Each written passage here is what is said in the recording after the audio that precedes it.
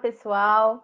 Está começando Diálogos Urbanos, da Articulação Interterritorial à Emancipação Popular, e é mais um evento dentro da programação do Circuito Urbano 2020, Cidades pós-Covid-19, Diálogos entre o Brasil e a África Lusófona, organizado pela ONU Habitat. Meu nome é Caroline Ferreira, eu sou mestre em Engenharia Civil e Urbana pela USP e integrante do coletivo IFE. E nesse programa eu vou entrevistar a Valquíria Fagundes, da coletiva Fiandeiras, o Lennon Farias da Silveira, do Bloco do Beco, e o Daniel Duarte, também do coletivo IFE. E todos nós somos da cidade de São Paulo, estado de São Paulo, Brasil, para dar uma localizada aí, que o nosso evento é internacional. Sejam muito bem-vindos todos, e vou pedir para vocês se apresentarem agora e contar um pouco da trajetória dos coletivos e o local de atuação. Vamos começar pela Valquíria, depois o Lennon e, por último, o Daniel. Boa tarde a todos, a todas, a todes. Meu nome é Valquíria Regina Fagundes, eu sou paulistana e integrante da coletiva Fiandeiras. A coletiva Fiandeiras é um grupo de mulheres negras, periféricas, e iniciou em 2010 com jovens da favela do Real Parque, que decidiram se reunir para poder fazer uma ação de cultura na comunidade, mas aproveitando tudo que a comunidade também havia de potência, tinha de potência. E começou com saraus, com mediação de leitura, com também registro das histórias que os mais velhos da comunidade contavam, então também um registro dessas histórias e uma atuação muito potente nas ruas e nos becos, tanto da favela do Real Parque como do Jardim Panorama. E essas favelas são localizadas numa região extremamente nobre da cidade, onde a questão de metro quadrado é um dos metros quadrados mais caros da cidade de São Paulo, então também tem uma questão de conflito muito grande nessa região, um desejo muito grande que essas favelas fossem removidas dali, mas também uma luta muito grande pelo direito à moradia, morar e habitar nessa cidade. E a ação da Fiandeira sempre foi premiada com a cultura, mas também muito focada com o direito à moradia, direito à saúde, o direito à educação de qualidade, sempre pautada também, né, e alinhavada aí pela luta dos direitos. E com a situação do Covid, aí nós nos reunimos também para poder realizar algumas ações que fortalecesse os territórios, e a nossa atuação ela vai para além do território do Jardim Panorama e Real Parque. Então, a gente também tem uma atuação em diversos territórios da cidade e também até fora da própria cidade de São Paulo, quando a gente tem pessoas que estão com uma necessidade e a gente faz essa ponte também de um apoio ou de pensar ações que possa potencializar outros territórios. Acho que, a priori, é isso. Obrigada, Val. Valeu mesmo. Só para dizer que esses bairros que a Valquíria comentou, eles ficam na zona sul da cidade de São Paulo. Agora com a palavra o Lennon. Boa tarde, gente. Boa tarde a todos, a todas e a todes. Eu sou o Lennon, trabalho aqui no Bloco do Beco com a produção cultural do espaço. A gente fica localizado aqui no bairro do Jardim Ibirapuera, né, no distrito do Jardim São Luís, na zona sul de São Paulo. E é um bairro, né, que junto com Capão Redondo e Jardim Ângela, nos anos 90, formava o cinturão de favelas que eram considerados os lugares mais perigosos do mundo. E o Bloco do Beco ele surge em 2002 nesse contexto, com a intenção de alguns moradores de resgatar a cultura do carnaval de rua que vinha se perdendo e também pensando na questão do direito à cidade, né? Onde muitas pessoas queriam curtir o carnaval, mas não possuíam dinheiro para ir pegar suas conduções e ir até os grandes blocos do centro ou as escolas de samba. Então, o Bloco do Beco ele é pensado nesse viés. Ele realmente nasceu dentro de um beco, era um bequinho muito pequeno, porque naquele momento era o único lugar que aceitavam a gente fazendo barulho. Então, nasce com esse desejo de preservação da cultura de rua, das pessoas se sentirem livres na rua, né, no carnaval. E aí, pensando em toda essa trajetória daqui da nossa região, nasceu também a Associação Cultural Bloco do Beco, né? Então, hoje, além do bloco de carnaval e da nossa intervenção do carnaval, nós somos uma organização que pauta a cultura popular, que trabalha com a cultura popular e também com a educação. Então, a gente atende crianças, adolescentes, jovens e adultos e idosos com atividades de educação, cultura, formações políticas e tudo isso, né? Abrangendo tudo isso na nossa organização, além do nosso carnaval, oferecendo hoje aí atividades de capoeira, balé, judô, enfim, percussão também para as crianças e os adolescentes que quiserem adentrar a nossa bateria. Então a gente é uma das oficinas que a gente mais tem adesão aqui no bloco, né? E também hoje o Bloco do Beco funciona como um espaço que agrega diversos coletivos da nossa região e aqui da Zona Sul também. Inclusive muitos coletivos nascem aqui no Bloco do Beco para fazer alguns trabalhos aí, né? Um coletivo bem conhecido aqui é das meninas do Fala Guerreira, então elas constroem um movimento chamado Periferia Segue Sangrando.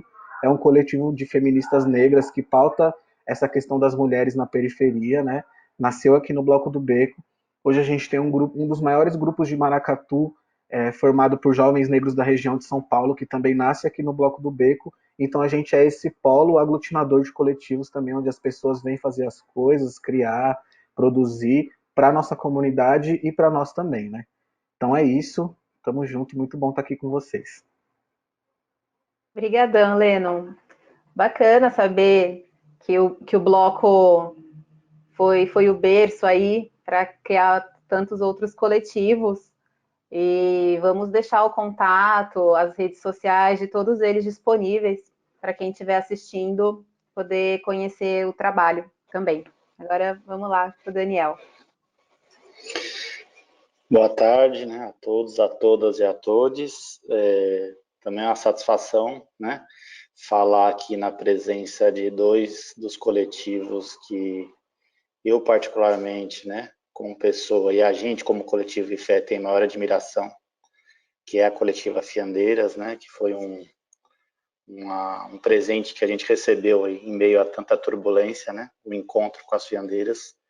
E o Bloco do Beco, que não tem nem o que falar, né, porque a gente se considera um pouco também filhote do bloco, né, porque a história do IFE, ela começa em 2018, né?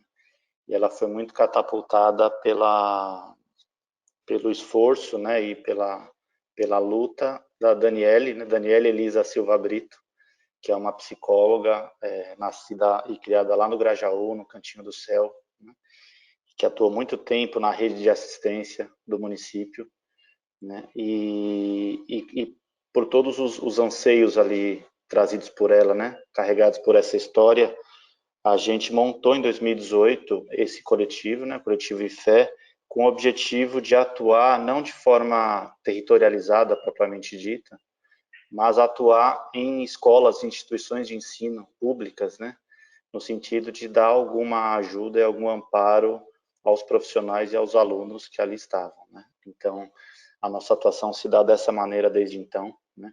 De acordo com as demandas levantadas por essas escolas, a gente traça um plano e um programa, né, e projetos de apoio e auxílio, desde de auxiliar em questões contingenciais. Às vezes a gente tem crises internas dentro das escolas por uma causa, sei lá, um fato de racista que aconteceu ali, né, ou algum episódio, né, envolvendo alunos, professores, ou por algum contexto também que se faz ali de adoecimento mental, às vezes daquela juventude, né.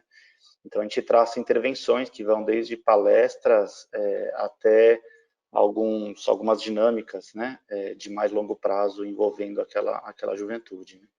E a gente vinha nessa linha desde 2018, já 2 anos e meio mais ou menos, né, que a gente vem nesse processo. E eu falo que a gente se considera um pouco também filhote do bloco, porque em 2018, quando a gente foi dar início a essa iniciativa, a primeira coisa que a gente fez foi pedir uma consulta para o Luiz e para a Carla, que são os fundadores do Bloco do Beco, né?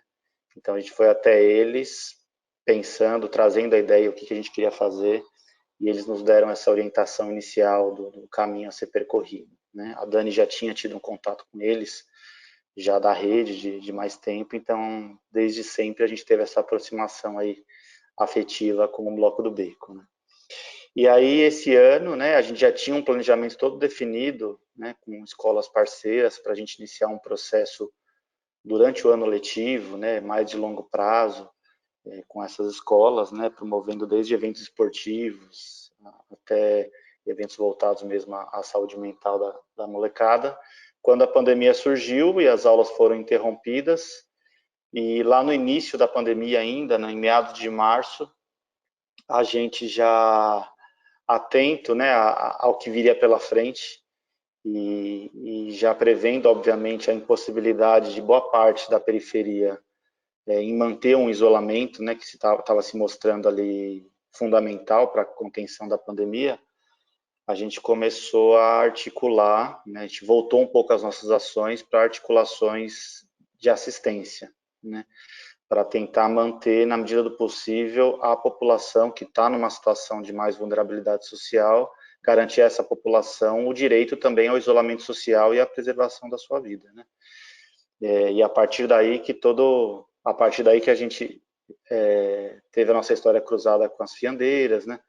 E desde então a gente vem nesse processo de articulação entre territórios e entre coletivos, né?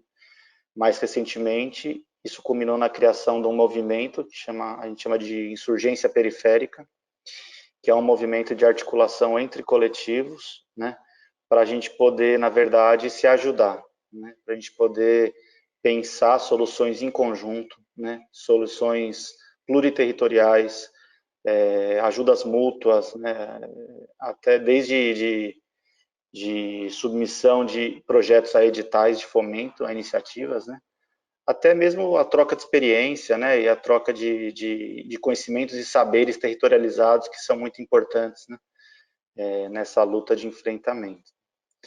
Então, o retrospecto é basicamente esse, né? Então, estamos aí na luta e é um prazer fazer parte desse evento. Obrigadão, Daniel. Obrigada, Valquíria. Obrigada, Leno, por compartilharem aí a história e a trajetória dos coletivos.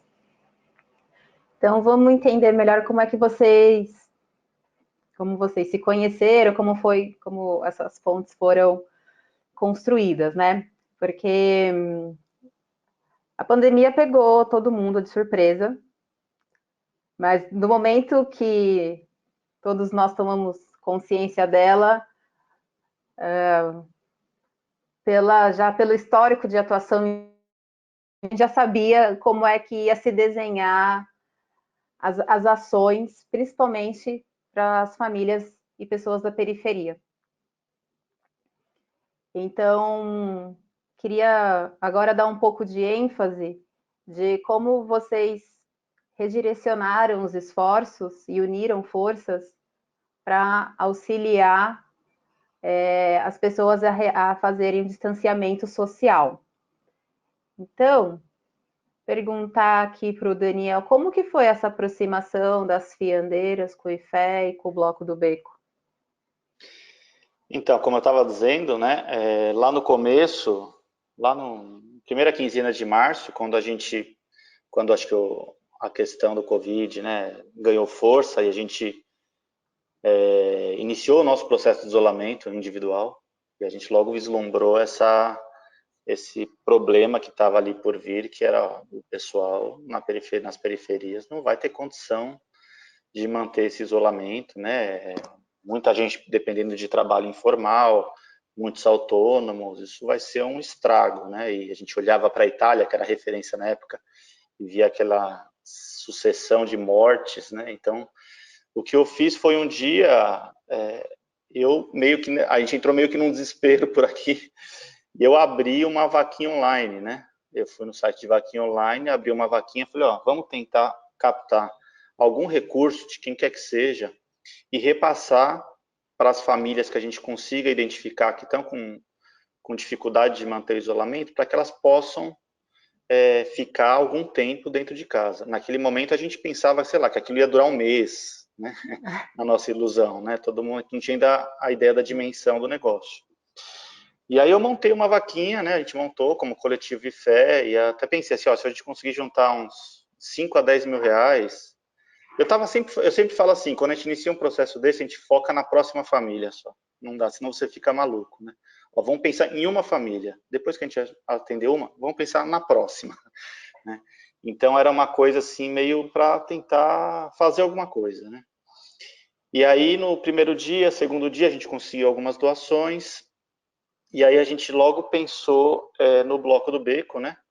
Porque eu pensei, ó, para mapear essas famílias que têm necessidade, quem está com a necessidade ali batendo na porta, nada melhor do que acessar os coletivos de território, né? Aqueles que estão lá dentro sabendo quem são as famílias, né? Sabendo o nome das pessoas, qual que é a dificuldade. E aí eu falei com o pessoal do bloco, né, com o Luiz, que prontamente se disponibilizou a se juntar, né? E aí isso foi ganhando volume, né? Depois do Bloco do Beco veio o Sarau do Binho, o Passo à Frente, a Coletiva Luar, né? Uma série de grupos foram aderindo, né? E bastava a assinatura desses grupos, na verdade, né? Dentro desse movimento, para ele ganhando credibilidade também, né? E acho que foi um primeiro movimento, na verdade, primeira iniciativa de coleta mesmo de doações para esse fim, né? E a gente conseguiu estabelecer uma rotina de mapeamento e de critérios de mapeamento dessas famílias, né? E de priorização de repasse de investimentos também, de recursos, né? Então, a gente passou a distribuir R$300 por família, né? Que era naquele momento que a gente entendeu que poderia segurar por 2 semanas aquela família, né? Na nossa também ilusão do momento de que aquilo ia passar rápido, né? E aquilo foi se avolumando, né? Muitas doações, foi tomando uma outra proporção, e aí outros coletivos foram cruzando o nosso caminho dentro desse processo, né? E um deles foi a Fiandeiras. As Fiandeiras estavam também com uma iniciativa de auxílio forte, né, no território em que elas trabalham, já tinham feito uma ação importante, que depois a Valque pode contar, e aí nosso caminho se esbarrou, né, e a gente convidou as Fiandeiras para também somar nessa iniciativa, e começamos, na verdade, a colocar o mapeamento delas dentro da nossa priorização também, né, de famílias, né. E assim a gente foi juntando todo mundo, né, todo o coletivo de território que tinha um mapeamento ali dessas famílias, né, com os dados e com os dados socioeconômicos que a gente definiu como critérios, começaram a se juntar para a gente poder fazer esses repasses, né? E óbvio que também teve um alinhamento importante, né, de valores e de princípios dentro desse processo, né? Então foi uma iniciativa, por exemplo, que hoje a gente já passou aí estamos perto aí dos R$400 mil já coletados, né, em doação, 378. Já estamos chegando a quase 3 mil famílias atendidas, e nesse processo não houve a exposição de uma só família, né? Não houve a exposição de uma só pessoa contemplada, que era um princípio, né? E a gente perdeu muita doação por causa disso também, né? Mas é isso, ou você está no seu princípio ou você não está, né? E eu acho que esses alinhamentos de princípios também foram importantes para a gente estreitar a relação. Então, quando você fala em Bloco do Beco, fala da coletiva Fiandeiras, eu não tem mais pergunta que eu faço, é de olho fechado, confiança, porque tem um alinhamento de princípios que é importante, né? Da gente entender essa situação, entender que não é um favor que a gente está fazendo, entender que quem recebe isso não quer receber, não está querendo receber, não está nessa situação porque quer, não é uma coisa confortável, nenhum motivo de celebração, né?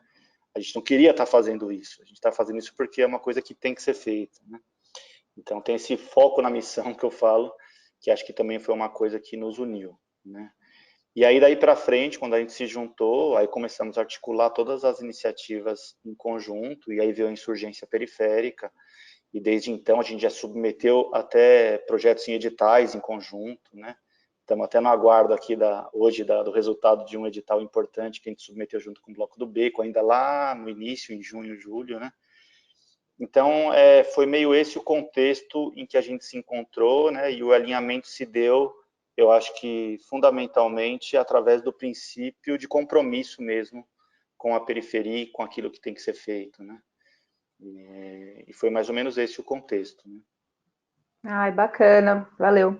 Você gostaria de fazer um comentário, Val, e aproveitar e falar para a gente como que os coletivos se auxiliaram? Como foi essa troca? Como foi essa junção de forças?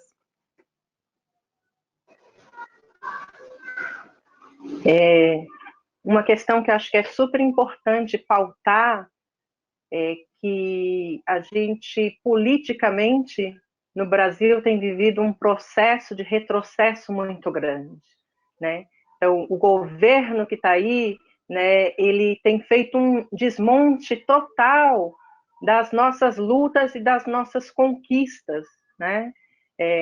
Se considerando que a própria Secretaria de Assistência Social na cidade de São Paulo sofreu um golpe terrível, né, de falta mesmo de recurso, né, um desmonte total do que a gente, durante décadas e anos, lutamos para conquistar, e lutamos nas ruas, né, essa conquista de ter uma política que pudesse dar conta das necessidades das pessoas periféricas.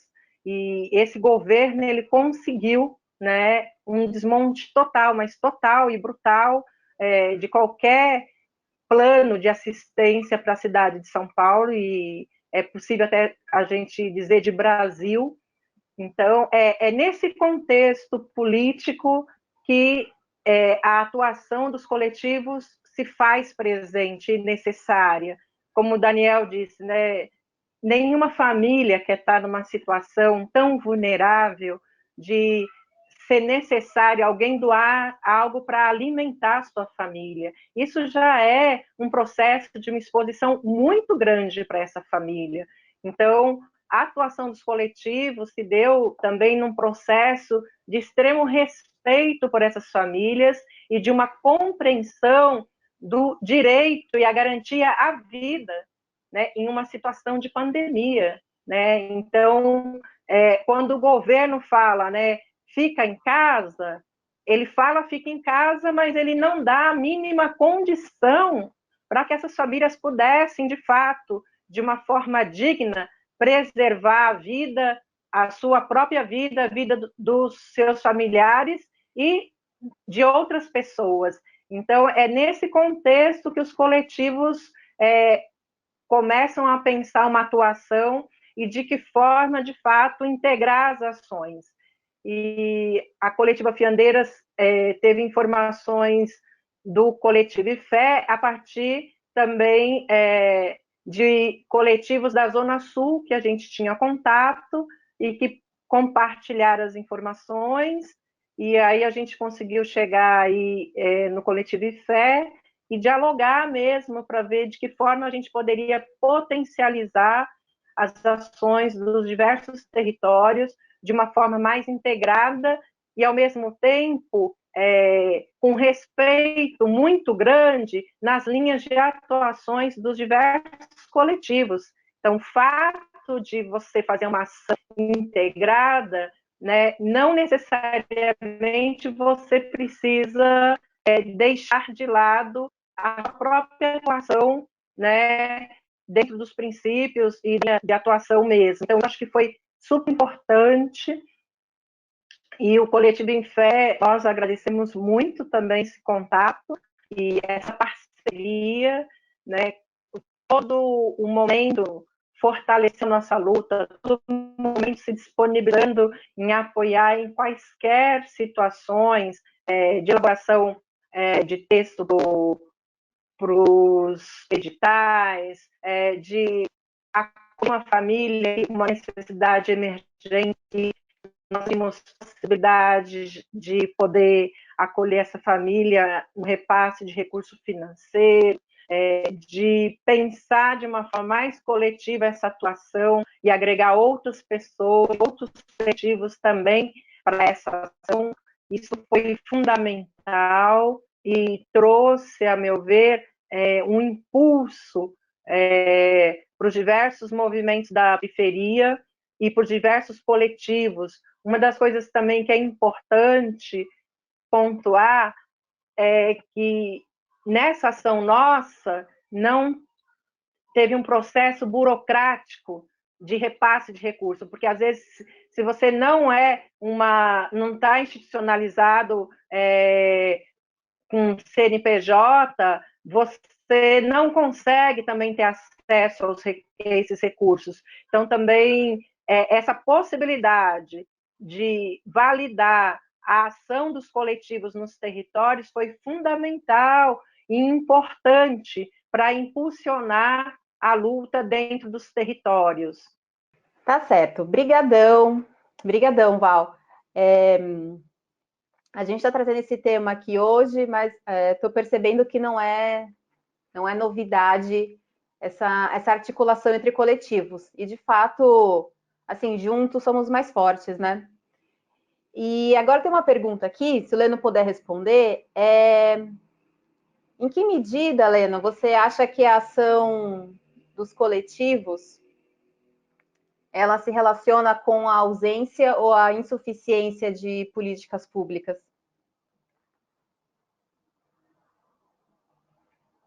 Bom, primeiro eu acho que comentar um pouco da questão que meus companheiros trouxeram, né, dessa aproximação, que os nossos coletivos culturais, né, falando mais aqui da nossa quebrada, os nossos coletivos culturais, os artistas e tal, eles são meio omitidos, né?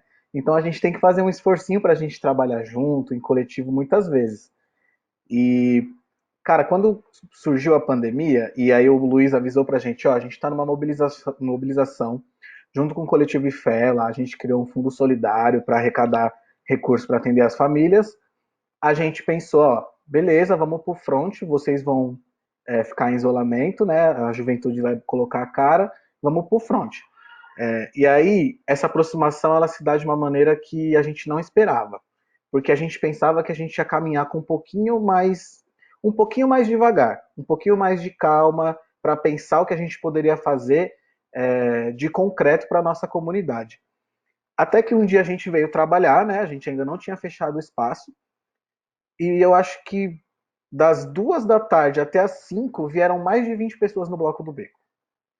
E elas vieram procurar a gente dizendo, olha, perdemos nossas rendas, perdemos nossos empregos e a gente não sabe o que fazer. E, assim, muitos amigos que estavam envergonhados de vir falar com a gente, né, porque nunca precisaram de nós, que perderam as suas rendas e os seus empregos e que não sabiam o que fazer. E aí a gente precisou falar para o Daniel, a gente precisa de comida. Então, naquele momento que o Fundo Solidário fazia o repasse de R$ 300 para as nossas famílias, a gente identificou que a demanda do nosso território era comida, né? E aí a gente já pode perceber diversas ausências de políticas sociais, né, aqui no nosso bairro. Primeiro, que comida tem para todo mundo, mas ela não é distribuída de forma correta, né? A segunda coisa é a precariedade dos direitos trabalhistas do nosso povo mesmo. E a questão do trabalho informal, que para nós ficou muito evidente, né, com essa pandemia, porque as pessoas que que têm os seus empreendimentos, os seus negócios, entraram em grandiosas dívidas e não perderam as suas rendas assim por conta dessa pandemia, porque simplesmente precisaram fechar os seus estabelecimentos, precisaram parar de fazer trabalho na rua. Então, essas ausências de políticas sociais ficaram muito evidentes para a gente logo nesse primeiro momento de pandemia. E a gente precisou correr. O Daniel foi muito parceiro, porque quando a gente entrou em contato com o Fundo Solidário, a gente falou, a gente precisa mudar essa política de recebimento de recurso. Aqui precisa ser cesta básica. Muita gente não precisa desse dinheiro para pagar contas de luz e de água, porque aqui na Quebrada é assim, né? A gente tem instalações irregulares de contas de luz, de água e tal, e então a demanda da galera era mesmo essa questão da comida, né? E aí, falando um pouco também de ausência de políticas sociais, a gente pensa logo na galera que não consegue fazer o isolamento social. e que vinha falar com a gente dessa questão. Que, enfim, casas superlotadas, então moradores que estavam em casas com mais de 5 crianças, fora os irmãos, os tios, e que não tinham para onde ir, e que tiveram histórias de moradores que testaram positivo para o Covid e que precisaram ficar em casa no meio desse monte de gente. Então, aqui na favela, muitas casas de tijolos, né? Então, muito úmidas. Então, a propagação dessas doenças, né? Muito mais fácil, mais decorrente. E a galera, assim, não tinha para onde ir quando testava positivo para o Covid. A gente, inclusive, chegou a pensar numa mobilização, né? Que foi muito utópica, né? Mas não, era tão utópica que a gente não teve perna para andar com ela para frente. Que eram as escolas e os espaços públicos, eles foram fechados. Então, por que a gente não pode pressionar a prefeitura, o governo, para que essas escolas sirvam de polos para que essas pessoas que testaram positivo possam se isolar das suas famílias, né?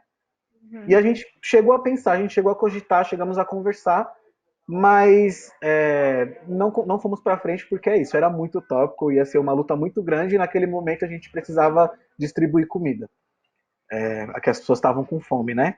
Então é isso, eu acho que faltou esse olhar mais sensível da prefeitura de São Paulo, do nosso governo, para essas questões, né?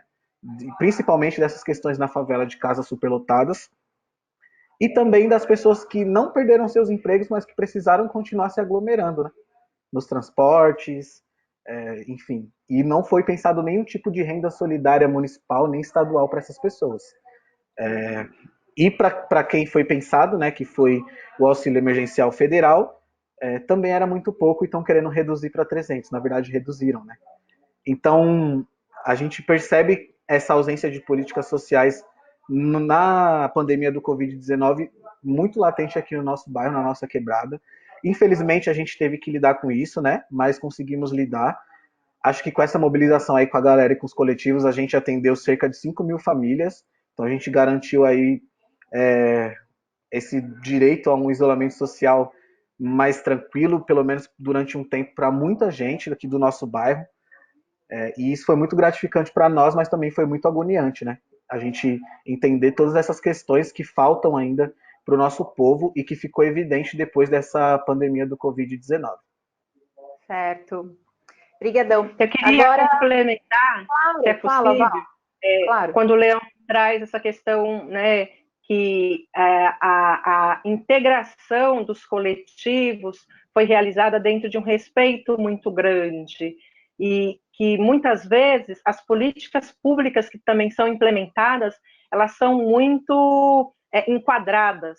Então, às vezes, quando você vai ver o que você tinha de princípio, você tem que deixar tanta coisa para trás para poder se adequar e acessar os recursos, que é como o Daniel falou, né? Algumas doações que tinha que expor essa mina, nós falamos, não vamos expor ninguém, elas já estão expostas.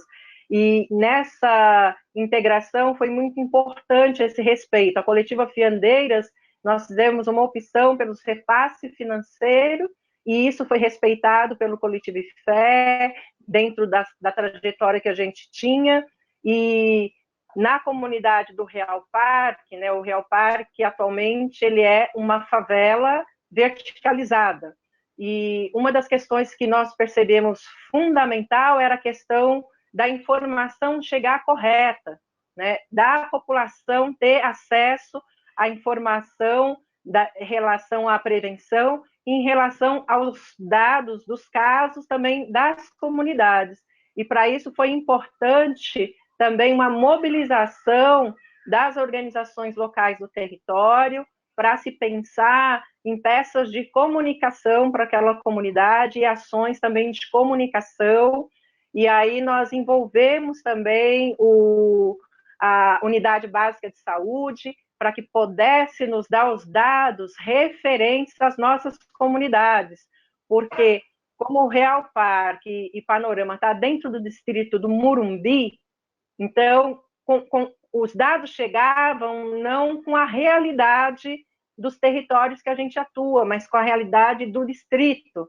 Então foi necessário esse diálogo e essa construção de parceria com a unidade básica de saúde, até para informar horário de atendimento, né, como que a população poderia ter acesso, de que forma a unidade mantinha o seu atendimento e quais atendimentos estavam sendo mantidos. E então essas duas frentes para a coletiva Fiandeiras foi fundamental, né, um local de comunicação e uma comunicação oficial, e também respeitando a linguagem do próprio território, né? Então fizemos uma produção de vídeo também que pôde falar um pouco dessa questão. Observamos que com a flexibilização, né, do isolamento social, isso foi, assim, na periferia, algo muito prejudicial, porque a população em si compreendeu que não existe mais a pandemia, né? E que a vida volta-se ao normal. Então, houve um aumento muito grande de aglomeração, das pessoas estarem sem máscara, sem proteção, mas também tem um pouco que o Leon falou, dentro dos nossos territórios, na questão do isolamento, várias famílias nunca puderam iniciar esse isolamento, né? Nunca puderam preservar a sua vida e dos seus familiares, porque tiveram que continuar na rua, tiveram que manter o mínimo que tinha para poder trabalhar. Então, isso também caracteriza, né, como que essa política que está aí tem olhado para a questão das periferias, tem olhado para a questão, né, de quem que são essas famílias que estão na periferia, majoritariamente negros e negras, né, que compõem aí a periferia. Então, tem uma questão que está relacionada à nossa própria história, né, de escravidão nesse país, que ela perpetua, né, e que ela demarca, sim, né, quem é hoje ainda que pode ter um mínimo direito para sobreviver e quem é aqueles que morrem, né? E a gente podemos confirmar nos dados o índice alto que tem de mortalidade da população negra por causa da ausência total de uma política pública e também de um projeto de equidade. Essa sociedade não construiu um projeto de equidade em relação à questão da escravidão. E isso é fundamental pensar, isso é fundamental olhar, porque continuamos aí como pedindo algo, pedindo um favor, né? Essa sociedade é que nos deve, né? Por tantos anos de escravidão, por tantos anos de exclusão, de fascismo social, que a gente sabe nas periferias quem são os negros que morrem, né, que têm morrido diariamente. Então, eu acho que isso é importante pautar, porque está relacionado também a essa história, né, de escravidão nesse país. Val, você podia explicar assim, Carol, um pouco mais de rapidinho. detalhe? Claro. Só para também complementar uma coisa que eu acho que eu esqueci de falar e que é muito importante relacionada a Sim, isso, fala, Leno. a questão de tudo isso que a Val falou também bater com a nossa população não ter o acesso à informação, né? Então, uma coisa que a gente aqui no Bloco do Beco precisou se desmembrar para fazer foi girar essas informações no nosso bairro. Porque as pessoas elas não têm informação, né? E quem tem recebe informações que são muito violentas para essas pessoas. Então elas ficavam o dia inteiro, porque estavam em isolamento, né, de certo modo, ficavam o dia inteiro vendo os noticiários, né, e isso é muito violento, e, enfim, você não pode fazer mais nada da sua vida além daquilo, e tem as pessoas que não tinham acesso à informação. E para além disso, também existiam as fake news, né, então a gente precisou lidar com muitos casos de pânico aqui no nosso bairro, pânico mesmo, porque algumas pessoas começaram a veicular informações falando, a UBS Jardim Ibirapuera divulgou que a gente já tem 10 infectados e 5 mortos no Jardim Ibirapuera. E aí a comunidade entrava em pânico. E aí começava a entrar em contato com a gente e a gente não sabia o que fazer. E aí isso foi muito importante, né? Porque a gente começou a trabalhar em rede aqui no nosso bairro também depois disso. Então a gente precisou chamar a UBS e falar, a gente vai precisar desses dados reais, divulgados semanalmente a partir de agora, porque a gente vai fazer lives para informar o nosso povo.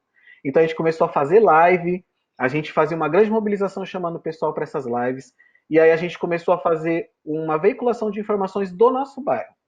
Então, por exemplo, desde ir atrás de uma família em que diziam que um morador tinha falecido por conta de Covid, até colher essas informações com a UBS e transmitir para nossa galera. Porque também teve essas coisas, né, que deixavam o nosso povo em pânico por conta da falta de informação, né? E desse momento, né, de fake news que a gente vive aqui no nosso país absurdo, assim.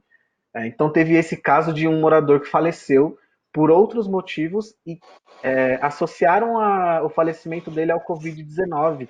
E isso deixou a nossa comunidade em pânico, assim. Vieram, empresas de higienização vieram higienizar a favela, tá ligado? Então, foi muito estranho, assim, isso pra gente. E a gente precisou também correr contra o tempo para informar a nossa comunidade que não tem esse acesso à informação. Então, acho que é muito importante a gente colocar isso. Também é uma política de ausência também é uma ausência de políticas públicas sociais, né, relacionada a isso. É muito complicado e foi muito tenso essa questão. Carol, Claro. posso só falar uma questão em relação a isso? Eu prometo que é rápido, né? É que nesse contexto todo, uma coisa que a gente viu também, o que fica claro até das falas, né, da Val, do Lennon, e que a gente viu na prática, existe um projeto de sabotamento, né, sabotagem da população periférica. Por que eu digo isso? Porque se você olhar a legislação, se você olhar a Constituição do SUS, a Constituição do SUAS, né, e todos os mecanismos preconizados em lei para atender a população que está em situação de vulnerabilidade, é o mundo dos sonhos, né? E depois, através da operacionalização desse processo, né, que é a precarização desses serviços, né, o não repasse de recursos a esses serviços, a não comunicação à população desse tipo de serviço, é justamente o que dá, vamos dizer, há uma legitimação desse processo de sabotagem, né? Porque, ao mesmo tempo que no papel o Estado é garantidor de todos os direitos e com mecanismos e instrumentos sofisticados de garantia desses direitos, por outro lado, ele estrangula esses mecanismos e não comunica à população. Na pandemia, a gente observou uma série de ações de reintegração de posse sendo executadas na cidade de São Paulo, em diversas comunidades. E a gente, como Coletivo FET, acompanhou. Teve comunidade que os caras ligaram aqui para a gente 10 horas da manhã de domingo, estão invadindo aqui, estão derrubando todos os barracos, estão pondo as pessoas na rua. A gente atendeu uma comunidade com a qual a gente teve contato, inclusive, via Bloco do Beco, que é a CCBE, né? Ali na Vila... esqueci o nome, Vila das Mercedes, acho. Vila das Belezas. Que uma série de famílias de imigrantes haitianos, com filhos, crianças, foram colocadas na rua, né? Na rua. A gente foi lá atender essas famílias, você percebe que ninguém sabe quais são os serviços de rede municipal que estão à disposição, né, para assistência. Ninguém sabe quem procurar. As comunidades conhecem a UBS, ali, aquilo que é de mais direto, né, e de atendimento mais urgente, mas tem uma série de mecanismos e instrumentos que são de desconhecimento da população. Tem o CRAI, né, que é um centro de referência de atendimento aos imigrantes, que a gente acionou por conta desse despejo dos haitianos. O CRAI não sabia que existia esse contingente de haitianos naquela comunidade, a comunidade não sabia que existia o CRAI. A gente, como Coletivo e Fé, nós convocamos, né, através da Dani, um matriciamento, né, uma reunião de rede para poder trazer o pessoal da assistência, o pessoal da Secretaria de Habitação, para poder articular uma ajuda àquela população. Então, quando você percebe isso, aí você percebe que tem 2 pessoas lá no CRAI para atender São Paulo inteiro, né? Aí você percebe o processo de sabotagem, né? Você estrangula o sistema, estrangula o serviço nem consegue dar publicidade porque ele não vai conseguir atender a demanda. Como não tem demanda, isso corrobora um corte de verba, né? E assim ele vai estrangulando, ele vai sabotando, na verdade, essa população, né? Então, isso aconteceu de forma muito clara durante a pandemia, né? Por si só, você ter ação de despejo de famílias em condição de vulnerabilidade social num contexto de pandemia, isso é um crime contra a humanidade, né? Sim. Quer dizer, é um negócio inconcebível, né? Então você percebe que há de fato uma articulação para sabotar, para legitimar no papel, né? É garantidora no papel, mas tem todo um mecanismo de sabotagem mesmo desse processo. Daniel, Ou seja, os pais ODS, né, que sustentam toda a organização desse evento, né, do circuito urbano, né, a gente marca lá, né, quais objetivos do desenvolvimento sustentável. Então, todos esses aspectos de valorizando nossas comunidades, desenvolvimento urbano sustentável e justo, é até uma das perguntas que vou deixar um pouco mais para o final, que para quem é isso, né? Para quem são esses objetivos do desenvolvimento sustentável, quando eles são tão difíceis de chegar, eles não chegam onde eles realmente são necessários, né? E eu queria que a Val explicasse para a gente, porque como o evento é internacional, então temos colegas aí da África lusófona que vão acompanhar também. O que é o Morumbi? Como essa composição do Morumbi, né? Que congrega dois extremos. Você pode falar para a gente, Val? Então, o Morumbi é um distrito aqui na zona sul da cidade de São Paulo, onde, de fato, a questão fundiária, né, é um dos valores mais altos, né, que a gente tem aqui na cidade. Tem um estádio ali e a favela do Real Parque ela vai sendo constituída a partir dos funcionários, de pessoas que vieram trabalhar para a construção, né, do estádio e começaram a ficar à margem ali, né, dentro desse território, e começou a se constituir ali uma favela, e na favela do Real Parque a gente tem uma população significativa indígena, pancararus, que vieram para trabalhar, e depois que o estádio ficou pronto, essa população estava jogada, sem nenhum respaldo, sem nenhuma política, sem nada. E a favela começa a se constituir ali, e durante muitos anos, tanto Real Parque como Panorama resiste, né, resiste muito a estar, né, de uma luta ao direito a morar, a habitar, né? Então, nessa cidade, a gente não tem uma política que garanta o direito à moradia. Então, a periferia que está aí também morando sempre foi numa resistência de um movimento muito grande para morar.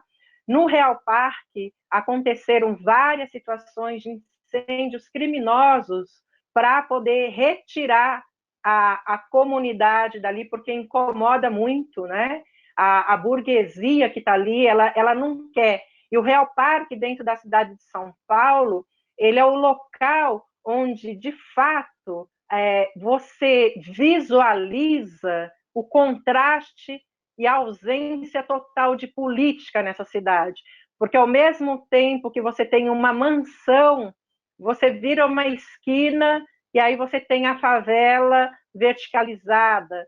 E isso é visível no Real Parque, é diferente da periferia onde eu moro aqui na Zona Leste. Na Zona Leste a gente tem uma coisa mais uniforme da periferia, né, e que ela vai. Você não tem um contraste tão grande como no Real Parque. Então, o Real Parque e o Morumbi, ele tem essa característica que, a meu ver, são os bairros que mais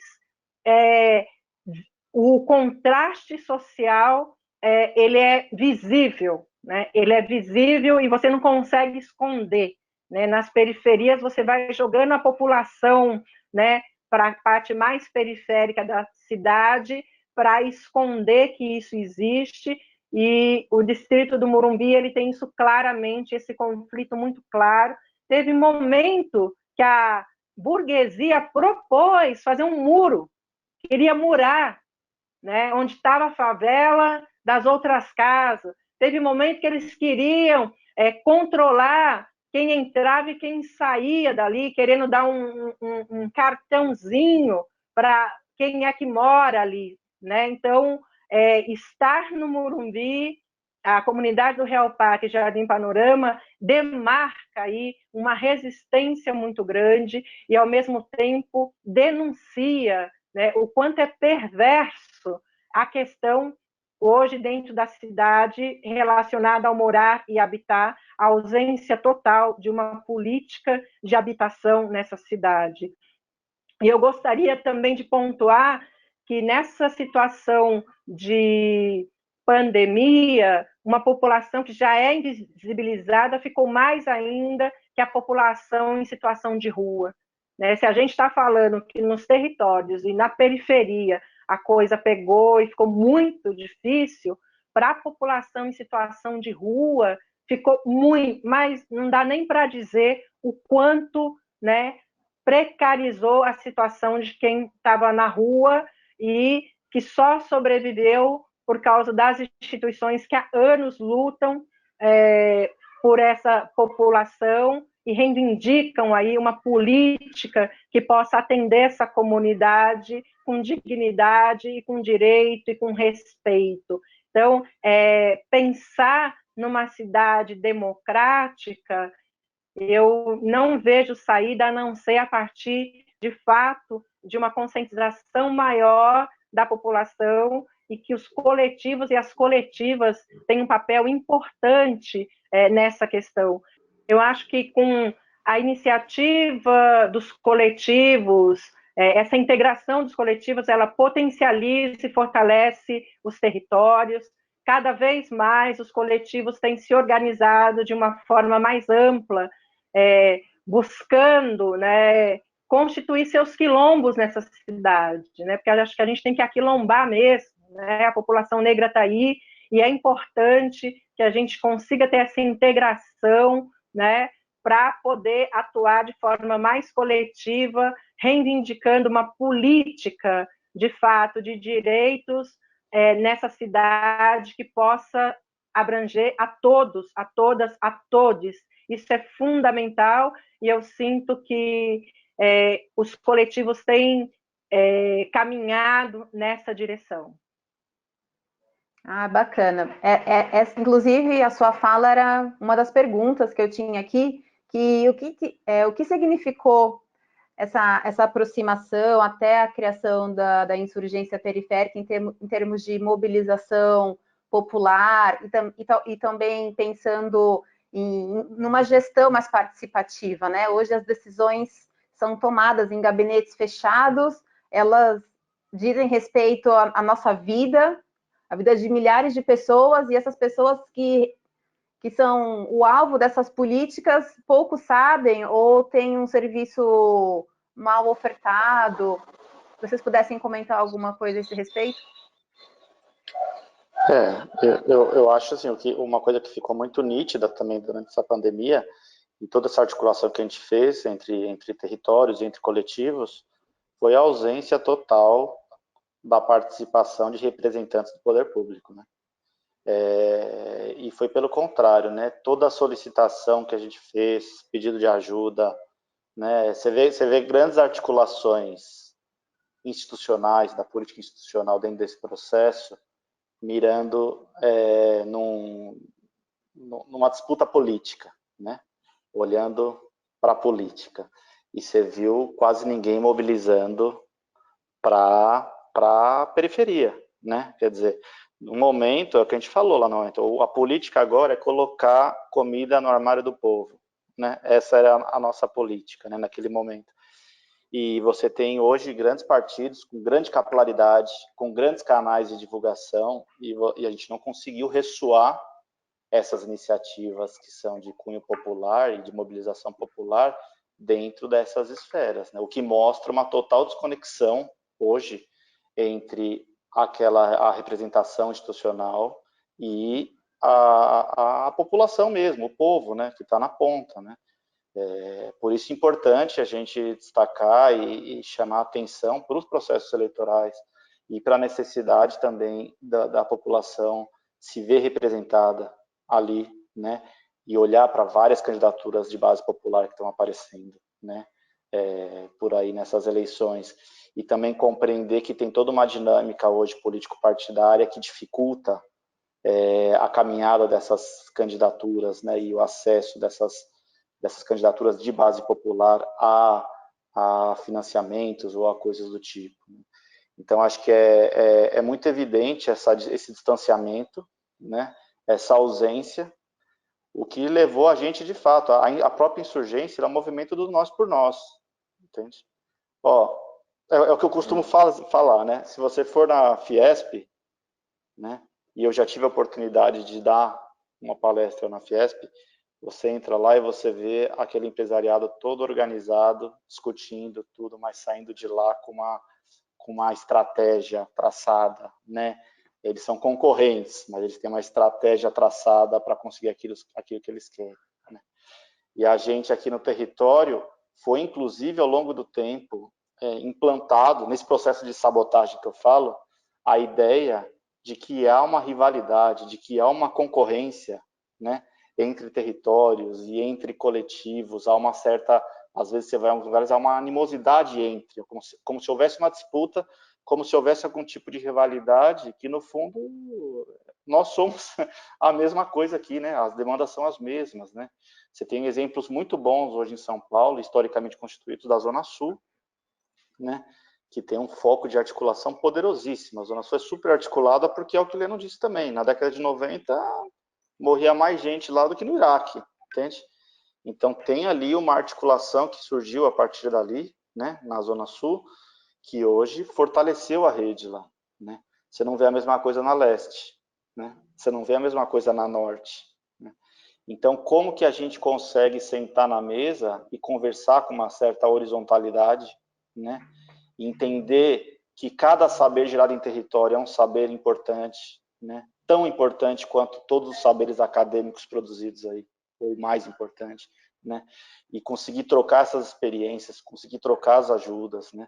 E a insurgência, ela se propõe a isso. A insurgência, ela é um fórum, ela não tem dono. E ela não tem causa, ela tem princípios. Ela tem 16 princípios que suleiam a sua ação. Que ela, você vai lá, tem antirracismo, base popular, diversidade de gênero, tem uma série de autonomia, né? Uma série de princípios. Não importa qual que é a sua causa. A sua causa é luta pelos animais. Você está de acordo com esses princípios? Vem articular com a gente, senta na mesa, vamos ver qual que é a sua demanda. Esses dois coletivos que estão aqui foram um exemplo clássico disso. O Bloco do Beco estava fazendo uma ação de cesta básica cultural, onde eles doavam uma cesta básica, em conjunto doavam livros para a comunidade dentro desse processo. E eles estavam no momento em que precisavam de livros para subsidiar esse processo.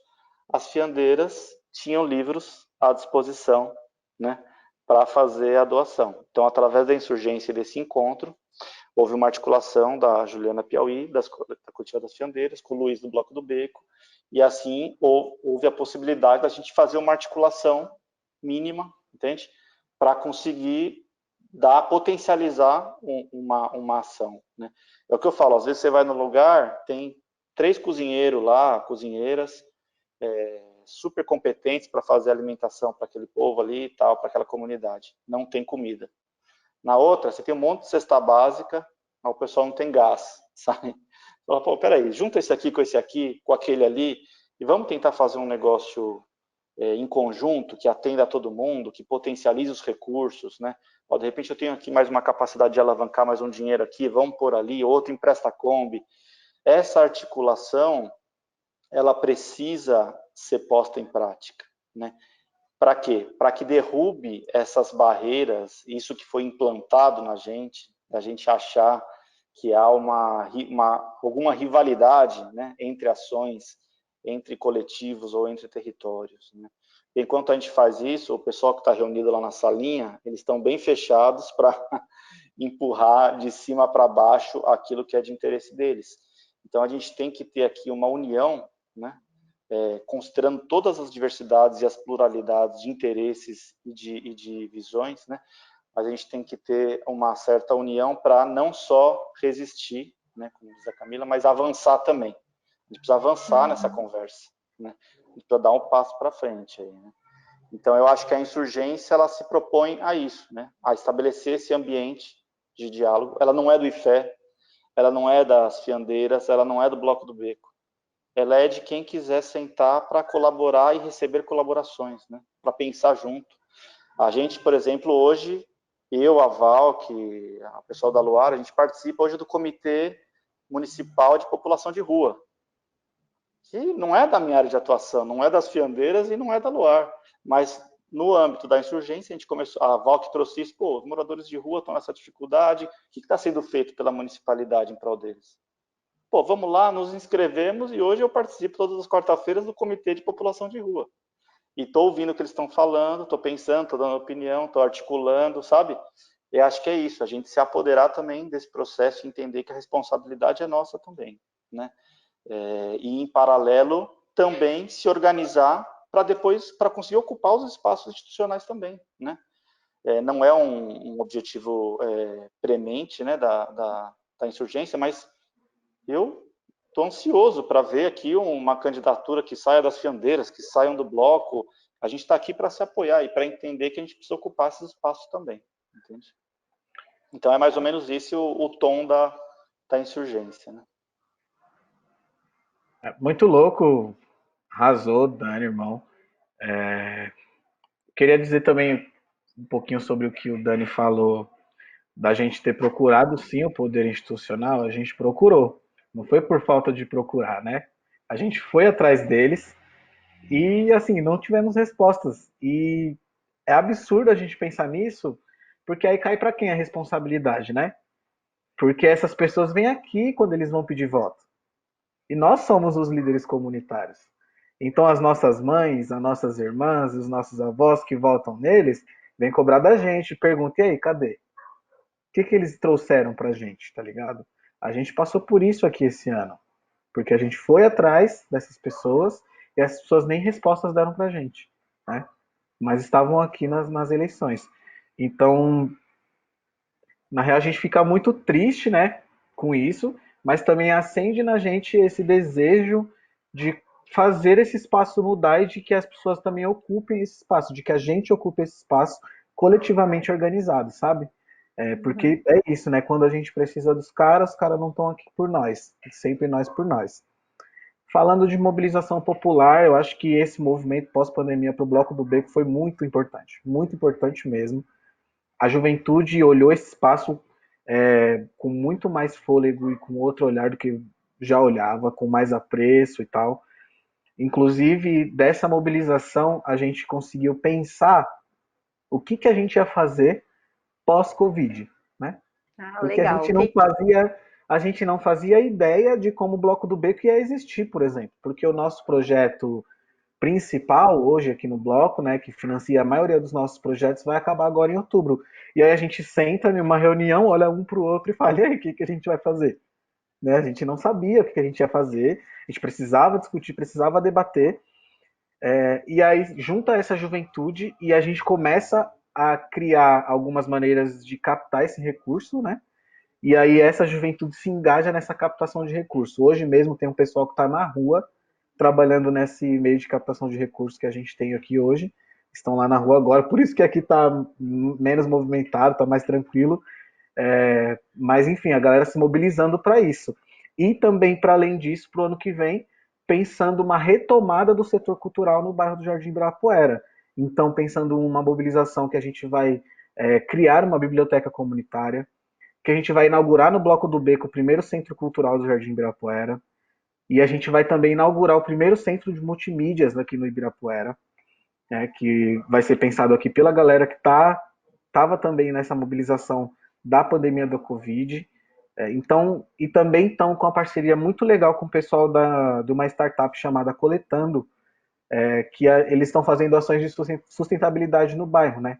Então, conscientização para uma reciclagem consciente, um descarte correto de lixo, essas coisas. Então, tudo isso para o ano que vem foi pensado a partir dessas mobilizações e dessa junção de pessoas que vieram para o Bloco do Beco ajudar a gente na pandemia do Covid-19. E aí eu acho que tem uma outra parada, né?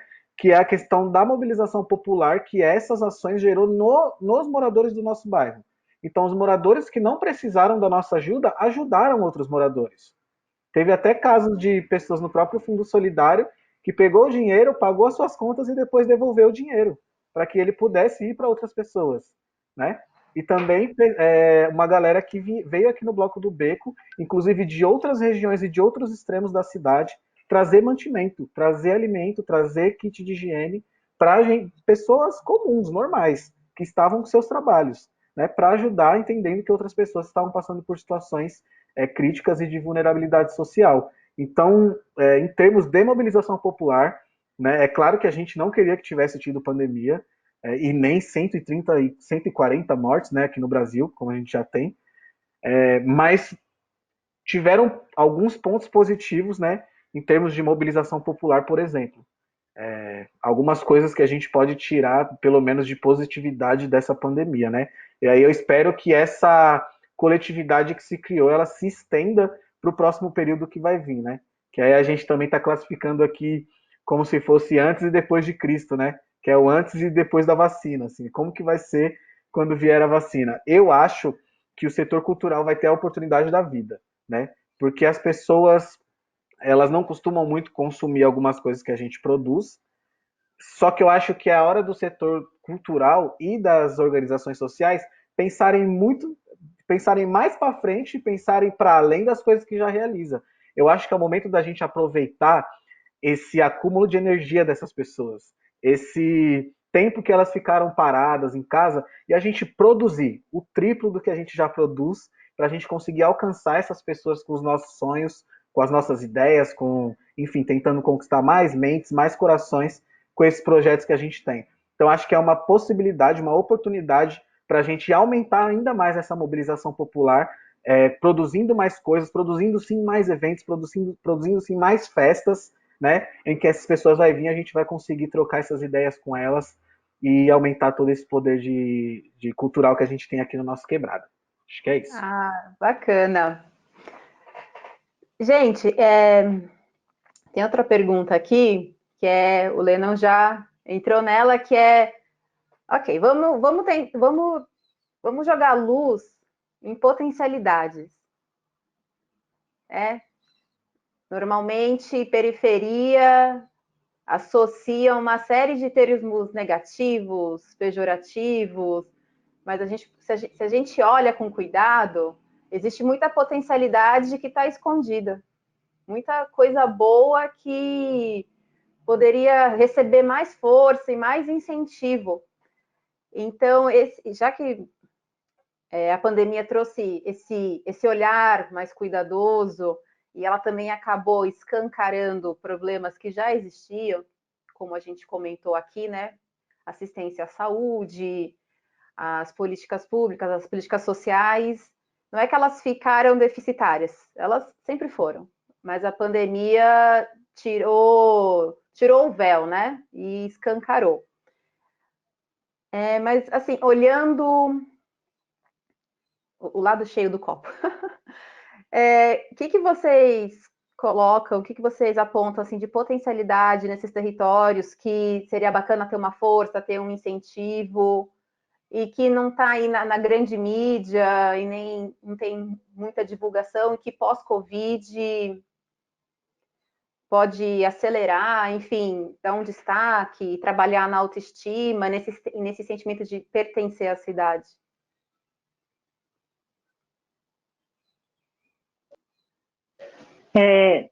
Quando, né, você fala essa coisa de pós-Covid, para mim ainda estou num momento muito difícil de pensar pós-Covid, né? Porque há, né, um discurso, né, aí de pós-Covid, um discurso de que as coisas estão voltando à normalidade, e aí eu pergunto assim, a que normalidade? Né? Nós estamos voltando, e o que a gente tem visto nos territórios atualmente, por causa desse discurso, nós tivemos um impacto muito grande, acho que o Dani pode trazer isso, de doações. Então, inicialmente havia uma comoção muito grande das pessoas e, né, um desejo de ajudar, mas como isso foi ficando prolongado. Hoje, muito difícil a gente conseguir doação e as pessoas continuam na situação que estava no início da Covid e temos observado pior, e com a diminuição que já foi decretada do auxílio, né, agora para o final do ano a gente sabe o que é que vai estar acontecendo, então eu não consigo nem pensar ainda neste momento num contexto pós. O que eu sei é, em todos os territórios, não só agora na pandemia, existe potência, existe solidariedade, existe artistas, existe profissionais capacitados, né? Uma das primeiras lutas da Coletiva Fiandeiros foi a nossa própria formação. Então, a coletiva hoje tem mulheres, né, todas com graduação, outras com pós-graduação, outras com mestrados. Então, existe qualidade, existe potência nos territórios, tanto para ações sociais, tanto para ações culturais. Agora, o que eu penso é como é que a gente mantém essa sequência numa integração como no Insurgência, onde não se institucionaliza a luta, mas potencializa. Porque um grande risco que se tem é quando se institucionaliza a luta, começa a ficar burocrático demais. E aí um monte de gente começa a ficar fora porque essa burocracia não dá conta, né, de uma abrangência maior. Eu não estou aqui fazendo apologia que eu sou contra a institucionalização de algumas ações que tem nas periferias que são realizadas. Não se trata disso. Mas o que eu estou querendo pontuar é como que a gente mantém essa continuidade com todas essas potências que existem nos territórios para fortalecer e potencializar a luta que os territórios realizam e desenvolvem. Eu acho que isso é muito importante. Uma das coisas que a coletiva, né, quer pensar e discutir é, sim, sobre as eleições que estão pairando por aí, né, de pensar quem são os nossos representantes. Hoje tem as candidaturas coletivas que são fundamentais, que estão aí mostrando que existe uma nova forma, um novo jeito de fazer, em que a periferia pode ser a base de sustentação e de acompanhamento e de exigir e de fiscalizar essas candidaturas. Eu acho que é importante olhar para essas questões, mas eu penso que não consigo, neste momento, ainda vislumbrar a questão da pós-pandemia, quando tem um governo, né, propondo o retorno da aula agora para outubro, né, que a gente sabe o que isso significa, né, esse retorno de uma forma irresponsável, sem potencializar, sem nenhum diálogo maior com toda a rede, com os familiares, com os professores. Então, eu penso que ainda a gente tem um caminho longo dentro desse contexto, né? E a única saída que eu vislumbro é mesmo das ações coletivas, são os fortalecimentos dos coletivos, das coletivas, numa ação mais integrada que possa nos fortalecer para enfrentar, né, esse desmonte total que a gente tem nessa cidade, desmonte das políticas, dos direitos. Então, eu vislumbro que a gente vai ter que fortalecer muito mais as nossas ações dentro das ações coletivas. Acho que um ponto que a Roque falou que acho que é importante, né?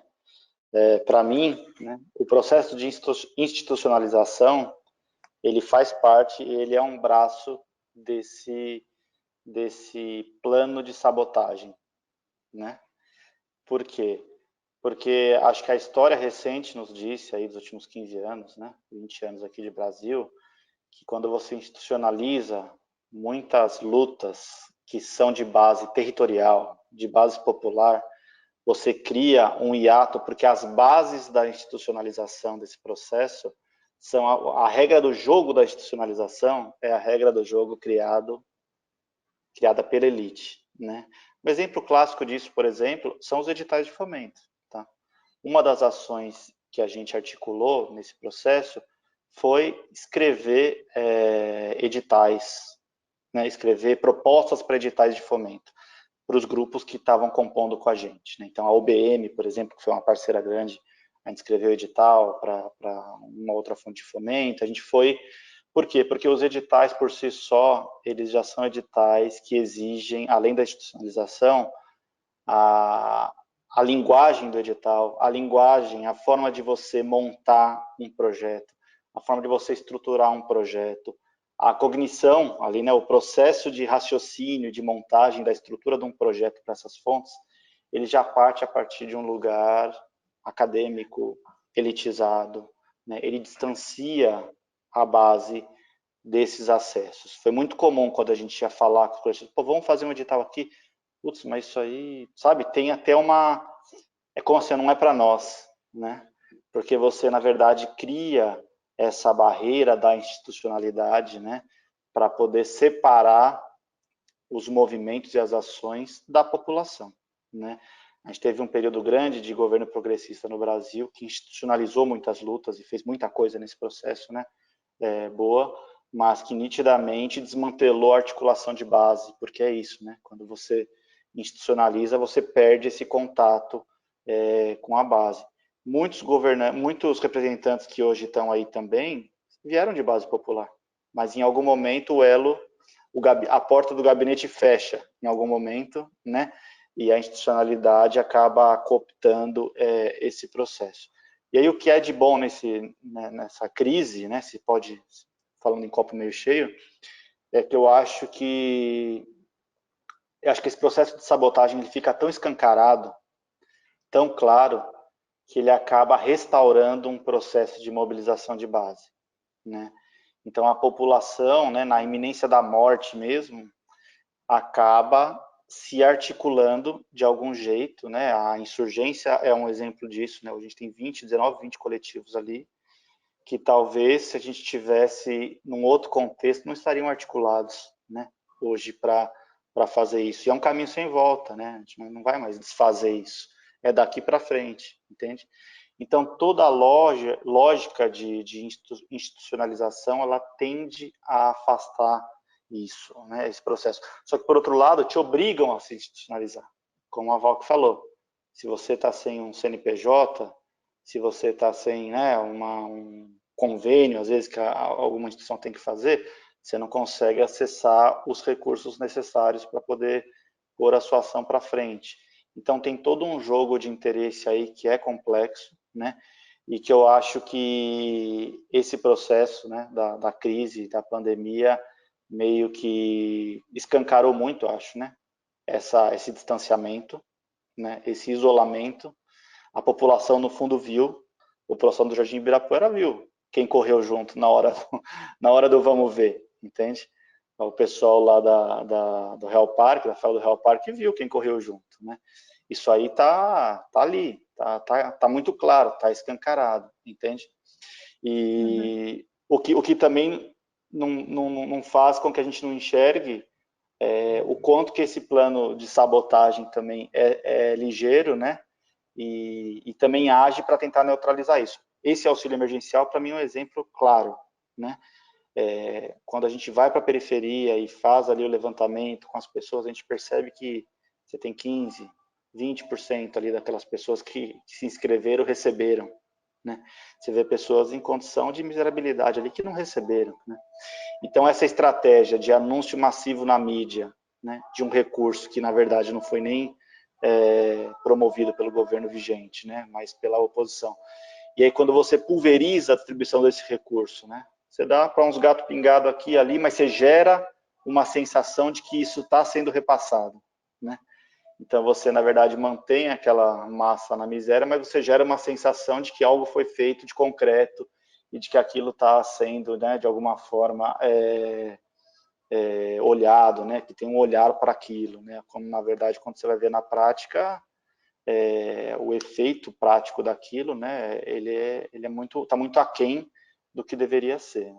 Então, é todo um engendramento complicado, né, que acho que o que a gente tem que aprender é isso, né, é o processo de desalienação mesmo, né, é o processo de entendimento que o saber local, o saber territorializado, é valioso. Quando o cara faz um edital e que exige lá uma linguagem rebuscada e acadêmica para você submeter um projeto, o plano por trás disso é fazer com que você se sinta incapaz dentro do seu saber, né? Que aquilo que você sabe ali, que a sua mãe sabe, que a sua tia sabe, que a sua avó sabe, não vale nada.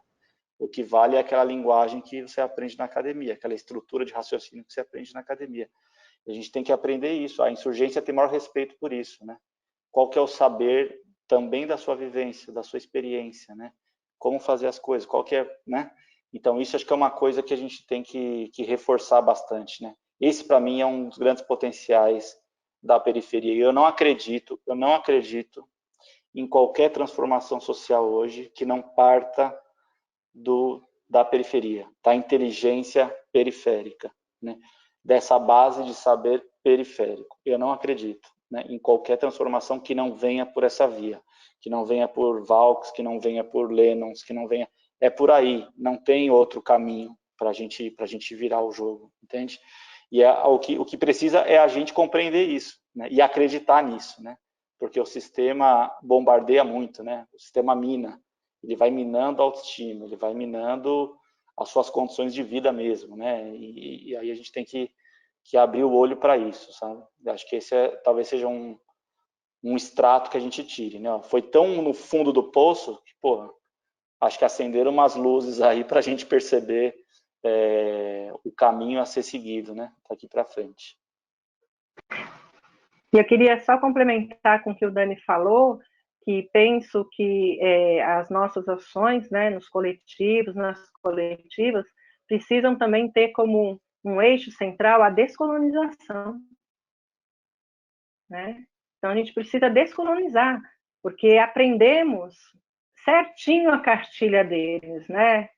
Que há, né, um conhecimento maior que é mais valorizado do que a gente tem. Então, também acho que nas nossas ações, isso tem sido muito importante na coletiva.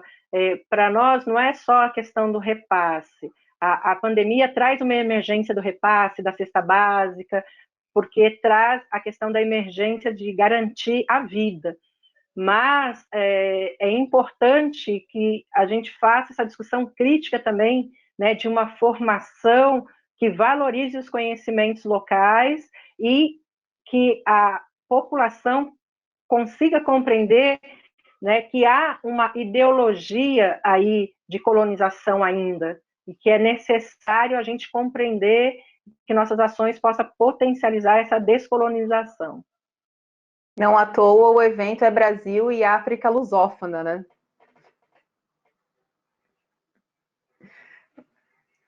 Exatamente, exatamente. Acho que a descolonização é um ponto importante que a Val trouxe aqui, né? E a gente tem que, de fato, mirar nesse processo aí, né, de descolonização que acaba alienando as mentes e captura, né? O processo colonizador, ele não para e ele é muito sagaz, né? Ele vai se articulando, cada passo que você dá, ele vai dar outro passo, ele vai cooptando de alguma forma. Então é uma coisa para se ficar atento mesmo. Uhum. Bom, estou aqui com a nossa última pergunta, né? Vou até ler porque ela é um pouquinho extensa, ela tem eu dou uma contextualizada antes. Como aqui o assunto do evento são cidades, e como a Val, de maneira muito importante, trouxe essa questão do racismo, e ele é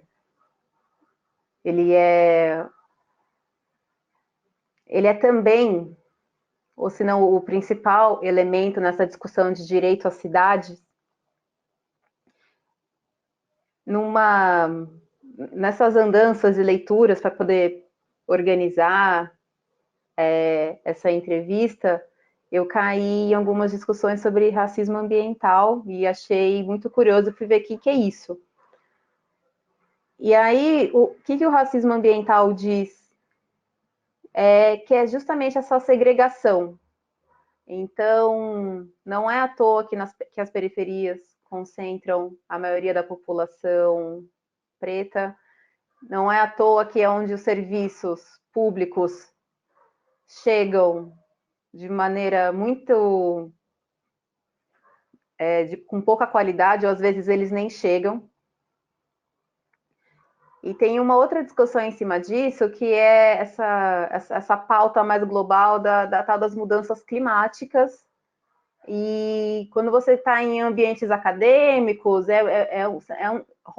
acontece um debate muito animado assim sobre isso. E na mídia a gente vê diversas atuações, manifestações, enfim, ativistas pedindo dos governos que eles se posicionem, tomem de fato medidas contra as mudanças climáticas e para ter cidades mais sustentáveis. E é tudo muito lindo quando a gente lê de fora. E aí, continuando nessas leituras, eu vi que esses efeitos das mudanças climáticas, que é tempo prolongado de seca, então você não tem mais um regime de chuva como você tinha antes, então você tem um período mais prolongado de secas, de temperaturas mais altas, então isso pode prejudicar o fornecimento de água. Elas são sentidas com muito mais força nas periferias das cidades. E no grosso das discussões sobre cidade sustentável, urbanismo sustentável, vamos frear as mudanças climáticas, não se entra nesse ponto, né? Então, eu queria perguntar isso para vocês, né? Então, como essas interrupções de fornecimento de água, essas poucas áreas verdes que faz a temperatura do local ficar mais alta do que normalmente, né? Porque se você não tem ali a cobertura vegetal para dar uma equilibrada na temperatura, esse tempo gasto no deslocamento, né? E você ficar inalando o CO2, tudo isso causa uma série de problemas de saúde, problemas respiratórios. Então, como que é atuar nos territórios periféricos e ouvir isso de urbanização sustentável? Como isso atinge, como isso toca vocês? Então, acho que primeiro, para a gente começar a falar disso, é preciso a gente evidenciar que a gente tem um ministro do Meio Ambiente que quer desmontar a proteção, né, do meio ambiente no Brasil. Inclusive, ele foi denunciado ontem por isso. Então, dizer que é muito bizarro que a gente tenha, nesse momento de pandemia, o pior ministro do meio ambiente da história do nosso país. Então, além de todas essas questões que você disse ao final da sua fala, a gente precisa lidar com mais essa, que para mim é uma das mais graves, né? Aqui na Zona Sul estava rolando um movimento com uma galera muito bacana, que também faz parte de alguns gabinetes de mandatos institucionais, que era para fazer essas denúncias de falta de água. Aqui no Jardim Ibirapuera a gente sofre muito com essa questão, porque nós somos o primeiro bairro depois da Marginal. Então você passa a Marginal Pinheiros, o primeiro bairro depois da Marginal é o Jardim Ibirapuera. Então ele é um bairro que é muito alto, você precisa subir uma grande ladeira para chegar no Jardim Ibirapuera. E aí, por si só, a água ela já não sobe como a gente gostaria, como deveria subir para a população, né? Então, se você acorda e lava suas roupas de manhã, lava o seu banheiro e lava sua louça, você vai ficar sem água. Você precisa controlar os períodos e os momentos em que você vai fazer as suas tarefas domésticas. Junto com o seu período de trabalho, com o seu período de cuidar do filho, tudo isso. Essa questão da má distribuição da água, ela interfere diretamente na vida dessas pessoas, que precisa se readequar para fazer as suas coisas em outros períodos, né? Quando elas acabam, elas voltam meia-noite e 1 da manhã, né? Então, por exemplo, eu tenho uns parceiros, inclusive eles colam muito aqui no bloco, que eu acho que na casa deles tem 8 pessoas. E tem dias que eles brigam, discutem porque alguém ficou sem tomar banho, por exemplo. E aí precisa dar um jeito para tomar esse banho. E, pô, a gente está falando de mudanças climáticas, a gente passa o dia inteiro nesse calor, por exemplo, que está hoje aqui em São Paulo. E aí a gente chegar em casa e não conseguir tomar um banho porque faltou água, né? É muito complicado. Então tinha uma galera denunciando isso, que foi a fundo pesquisar para saber se o governo mandou alguma ajuda emergencial para essa questão aqui na comunidade. E aí a gente não tem como elencar de novo com o período eleitoral, né? Que agora que voltou o período eleitoral, pelo menos aqui na parte de cima do Jardim Ibirapuera, fizeram algumas reformas nos canos, para as águas chegarem com mais potência nas casas de cima, no centro da nossa quebrada, né? Para as favelas lá embaixo ainda não foi feito nada, mas começaram a se mexer, porque é período eleitoral, né? Então começaram a se mexer com essa questão da água. Algumas casas receberam caixas de água nova do governo, mas também receberam através de assessores parlamentares. Então, tudo isso vai vinculando com esse período eleitoral, né? E a gente vai entendendo, né, que a nossa comunidade cada vez mais vai se afundando e vai apoiando essas pessoas por conta de migalhas, né, que na verdade seriam deveres dessas pessoas, né, de garantir o acesso a coisas básicas, ao saneamento básico, né, aqui na nossa quebrada. Então, é muito complicado a gente pensar nisso, né? Pensar que a gente tem esse ministro do meio ambiente e pensar que aqui as coisas só chegam em período eleitoral. Que o resto do período a gente vai sofrendo com com essa falta de água, né? Então, isso é uma coisa que pega muito aqui no nosso bairro. Né? Pega muito e acredito que nas diversas periferias de São Paulo. E a questão também do Jardim Ibirapuera, novamente repito, né? Nós somos o primeiro bairro depois da Marginal. Então não tem área verde aqui. Eu acho que se a gente tiver.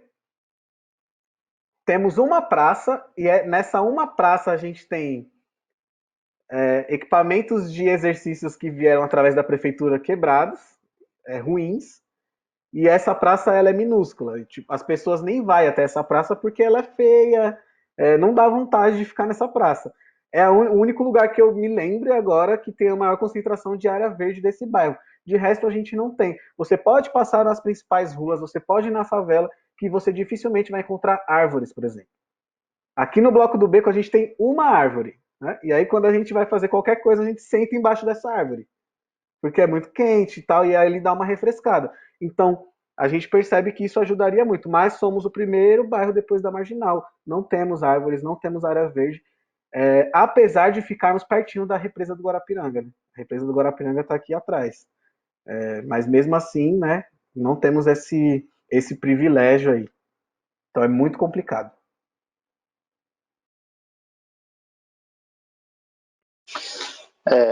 Sobre isso eu vou dar só um exemplo, né? Bom, primeiro eu insisto nessa questão, né, do projeto de sabotagem, que para mim isso também faz parte, né? Quando você vai na periferia, alguns bairros, né? A própria Daniele, que é a coordenadora do IFE, que nasceu e cresceu lá no Cantinho do Céu, que é o Grajaú é o extremo sul da Zona Sul, e o Cantinho do Céu é o extremo sul do Grajaú, né? E qualquer lugar que você vai de lá, né, pro trabalho é 4 horas para ir, né? 3h30, 4 horas. E você fala com as pessoas, eu tenho família lá, né? E ainda tem parelheiros, né, Dani? E ainda tem parelheiros mais profundo. E aí você conversa com o pessoal e é normal. Quanto tempo você demora para chegar no trabalho? 3h30, 4 horas. Mas é assim mesmo. Tem uma normalização até desse processo, né? E dessa violência, que isso é uma violência, na verdade, né? É um genocídio isso, porque é isso, né? Porque não é 3h30, 4 horas também no ônibus de viagem. É em pé no trem, sofrendo abuso, né?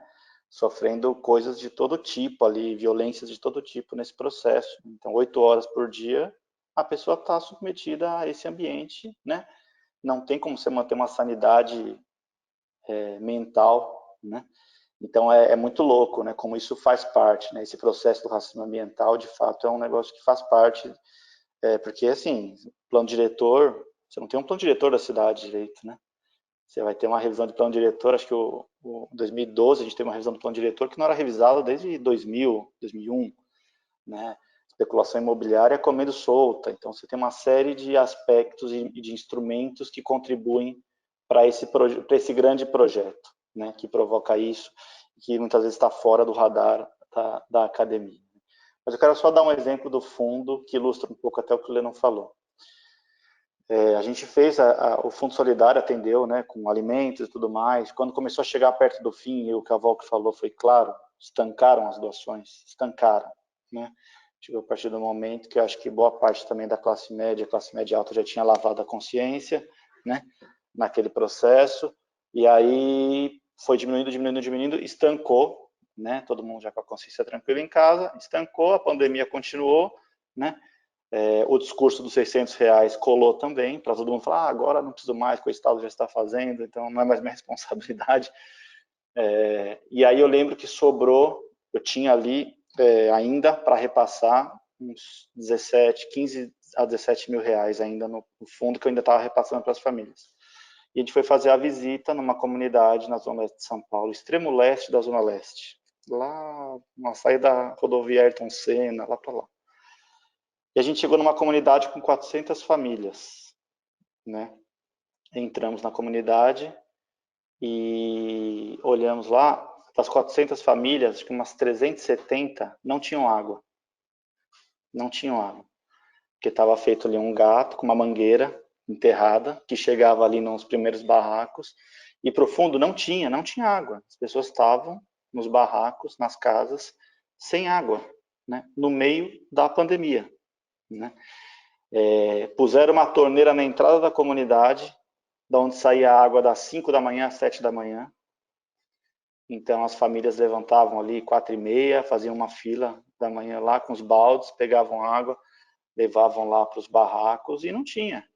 As mulheres menstruadas, sem dinheiro para comprar absorvente, elas estavam usando um pano que elas tiravam do corpo, penduravam no varal para secar o sangue, para no outro dia dobrar de novo e usar de novo o mesmo pano. Não tinha assim condições mínimas de higiene, estou falando, né? E aí a gente pegou esse dinheiro que sobrava e a gente construiu, está acabando agora de construir uma rede de distribuição de água para aquelas famílias, né? Mas isso mostra o estado, isso a gente está falando de São Paulo 2020. São Paulo 2020. Você tem 400 famílias, eu fui lá, eu entrei na casa, você vê a gente viu criança de 7, 8 anos dormindo na urina, num colchão cheio de urina, sabe? A casa com abertura em cima, o frio passando, né? Ela margeia o rio Tietê lá. É um negócio absurdo, assim. E a gente falou, não importa quem vazou, vamos cavar isso aí, vamos jogar, sabe? Não tem lei, gente, né? Isso aí é crime contra a humanidade, é o que eu estou falando. E para piorar, no segundo dia que a gente chegou lá, para fazer as medições, para poder comprar o material, queriam barrar nossa entrada lá, porque tinha uma das pessoas lá da comunidade que era uma representante de um deputado, né, de um político que não queria perder capital político, né, por conta da ajuda que a gente queria promover ali. Isso só foi viável quando eu falei, gente, vocês não estão entendendo, eu não quero nada. Eu faço, quem quiser vir cortar a fita, corta. Eu não preciso aparecer, porque as pessoas também não entendem que você está fazendo um negócio e você não tem interesse, né? É muito louco isso, né? Você doa uma cesta e você não quer nada, né? Porque é isso, você vê nessa campanha, você vê um monte de candidatas e candidatos por aí distribuindo cestas básicas e fazendo um monte de assistência, né? E com a outra mão você pede um voto, né? Quer dizer, é um negócio, é uma violência também, né? Porque são pessoas que estão em completa situação de vulnerabilidade, não tem nem condição de negar, né? Então, é muito louco, a gente está acabando de construir essa rede de água ali para atender essas famílias que estavam nessa situação na cidade de São Paulo, na cidade mais rica do país, em 2020, né? Outra comunidade na Zona Leste de São Paulo que a gente atendeu, quem foi lá entregar foram um coletivo parceiro nosso, a Priscila, o Aguinaldo, tinha um córrego que encheu e cruzava o meio da comunidade, e em uma determinada localidade da comunidade você não acessava. Se acessava com um barco improvisado que era um teto de Kombi virado ao contrário. Então, punha-se as cestas básicas nesse teto de Kombi virado ao contrário, você remava até a outra margem, num córrego de esgoto, para poder chegar do outro lado, onde você tinha lá 30 famílias que ficavam ilhadas. Isso na Zona Leste de São Paulo, em 2020, né? Então, quer dizer, o buraco é muito mais embaixo, entende? Assim, são condições que a gente nem imagina, assim, sabe? Você pensa que você viu já a comunidade, viu lá, encontrou uma situação de vulnerabilidade, quando você vai em outro, você fala, cara, você está na Idade Média, assim, sabe? São condições que são muito, muito complicadas, né? E são muito fáceis de resolver. Isso que é muito louco, né? Porque você vai lá, tudo bem, 15 mil, né? 20 mil, a gente teve que pôr dinheiro nosso também, porque não deu, é muito dinheiro, né? Mas se você pensar para o poder público, cara, é isso aqui, ó, é nada, né? Você tem banco aí lucrando durante a pandemia 7 bilhões de reais, né? Sabe? Então é um negócio que não dá para você não enxergar que é um projeto, né? Isso não é o acaso que faz isso, né? Isso é um projeto muito bem fundamentado e muito bem estruturado. Por isso que para fazer frente a esse projeto, a gente precisa se organizar e se estruturar também, né? Porque senão é isso, né? E ainda essa comunidade que a gente fez a rede de água ainda está ameaçada de despejo, né? De sofrer uma ação de despejo. A gente teve que deslocar advogados ainda, recorrer a advogados para tentar conter essa situação toda. Então, não é vida, né? É um massacre. Na verdade, é de fato um massacre. E o racismo ambiental é mais um dos braços, mais um dos mecanismos que operam nesse sentido, né? Para sustentar esse projeto. É impressionante, né? Porque quando a gente faz uma análise a respeito dessa questão, é visível, né, os impactos da escravidão. Porque quando determinam lá, entre aspas, né, que nos dão a alforria, negro sai sem propriedade, sem indenização, sem trabalho, sem nada, né? Então, é impressionante como na história da humanidade, né, uma classe branca, né, vai lá, rapta, né, os negros como animais, trazem para um país para poder desenvolver esse país. Depois eles consideram, não, agora a gente vai dar a liberdade para eles, porque eles merecem agora. Não, merecem nada, não deram nada, né? Então, hoje, as favelas, para mim, elas são aí, né, historicamente, né, demonstra o quanto, né, essa sociedade nos deve, né, o quanto essa sociedade precisa fazer uma reparação. É necessária essa reparação, porque provavelmente o que o Dani está falando deve ser Jardim Pantanal. E é incrível, é incrível. Há 6 anos atrás, né, teve um projeto de milhões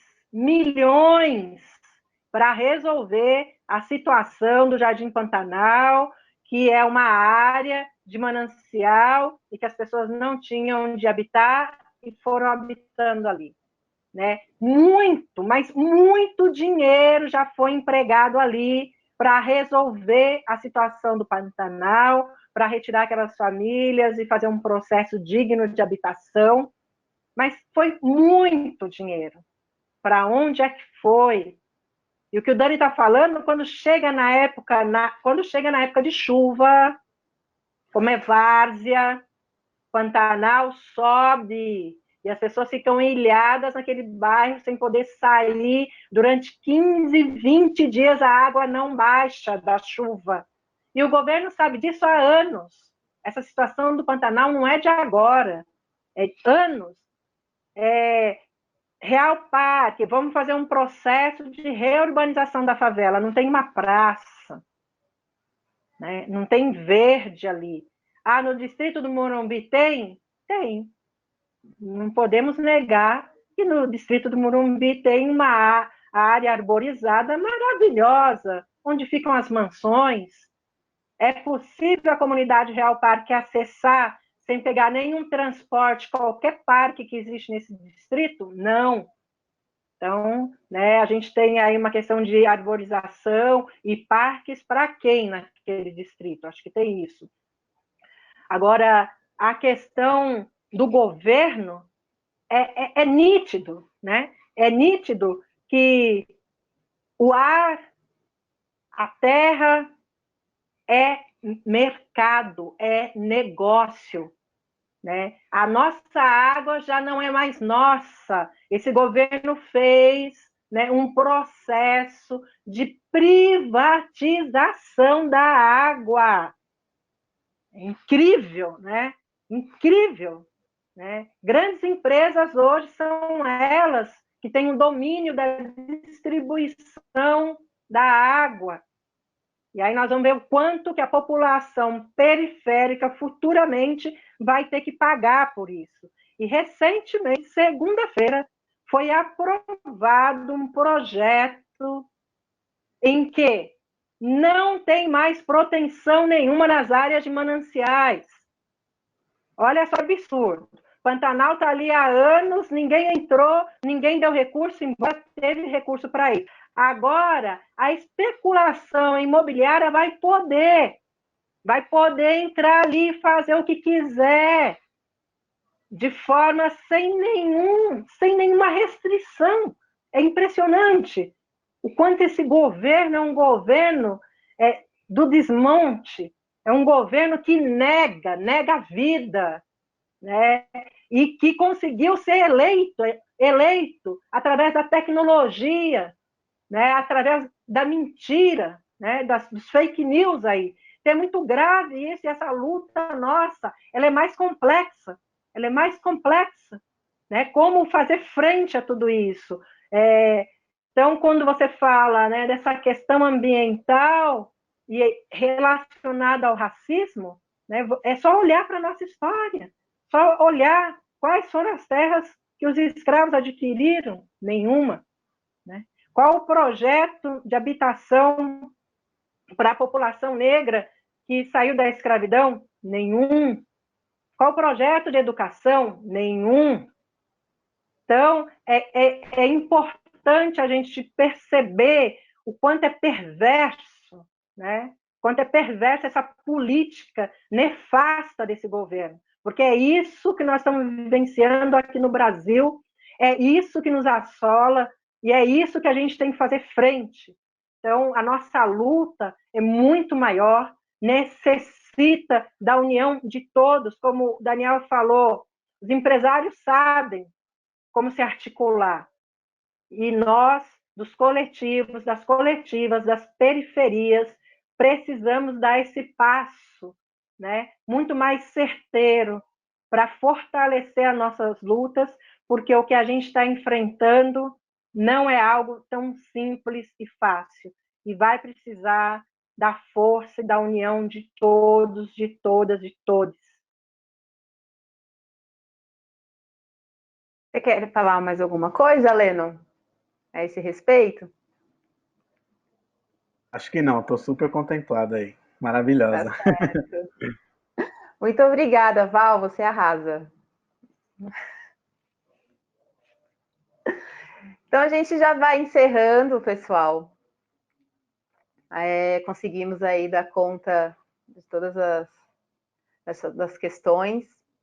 Daria para ficar mais horas e horas discutindo, mas eu acho que já demos uma boa pincelada aí, e todo mundo que assistir aqui que assistir ao nosso evento já tem bastante coisa para correr atrás e se engajar e participar. Vocês queriam dizer mais alguma coisa para encerrar? Agradecer aí a oportunidade de estar aqui, né, colocando a nossa voz aí também, né, nessas lutas. Agradecer aí a Carol, que fez essa ponte, Daniel também, a Valquíria por esses papos maravilhosos aí que a gente sempre aprende muito, né? Tamo junto, precisarem do Bloco do Beco, a gente vai estar sempre por aqui, para a gente conseguir correndo, pensar coisas em coletivo, pensar coisas que a gente possa, para que a gente possa melhorar aí a convivência aqui no nosso bairro, a vida e esse direito à cidade, e essas lutas também nossas cotidianas aí. Tamo junto sempre, e é nóis. Obrigada, Lennon.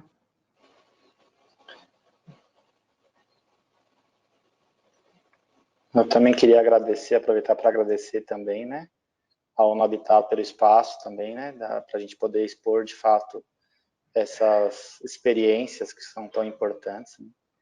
E agradecer a Carol também por toda a articulação, né, e todo o trabalho. Uma pessoa competentíssima, né, que a gente tem a sorte de contar dentro do nosso coletivo. E para mim, estar falando aqui junto com a Valk e com o Lennon é uma honra, né? Quer dizer, além de ser duas instituições com as quais a gente tem muito carinho, assim, muito, né? Que eu falei, para mim, essas duas instituições aí é de olho fechado, assim, sabe? Não tem o que precisar, eu vou estar lá, né? Vão poder contar comigo sempre para qualquer iniciativa, sem perguntar o porquê, né? Porque é uma confiança plena mesmo, né? Então além disso, eles enquanto pessoas também, enquanto indivíduos, né? Tanto o Leno quanto a Val, que são pessoas que eu tenho grande admiração. Então é uma honra e um prazer ter dividido aqui esse papo com vocês. Obrigadão, Daniel. Quero agradecer a oportunidade também. Leno, muito obrigado por toda a contribuição, por compartilhar também toda a história e a luta, de também fazer essa ação mais unificada aí junto com a Insurgência. Em relação aí à biblioteca a coletiva, a gente tem uma experiência em mediação, em formação de leitores, o que vocês precisarem de qualquer apoio, é só dar um salve, que com grande prazer a gente vai aí poder potencializar e ajudar. Dani, também quero agradecer ao Coletivo Fé por essa oportunidade, e agradeço também aqui enquanto Coletiva Fiandeiras, né, trazer a nossa fala, poder trazer o nosso olhar e a nossa experiência para somar, né, com os demais coletivos. Agradeço também a Carol, toda a atenção, toda a qualidade que trouxe esse nosso bate-papo, e é um imenso prazer, e que cada vez mais possamos ter espaços para a nossa voz ecoar, e penso que a alternativa que a gente tem é aquilombar mesmo, né? Que possamos ter muitos quilombos nessa cidade para construir ela de uma forma mais democrática, e em que o direito, né, à vida seja assegurado. Muito obrigada. Obrigadão também ao Daniel, representando o Coletivo Fé, ao Leno, representando o Bloco do Beco, a Valquíria, representando a Coletivo Fiandeiras. E a gente encerra por aqui os diálogos urbanos da articulação interterritorial, a emancipação popular. E a gente se vê aí pela internet. Valeu! Tchim!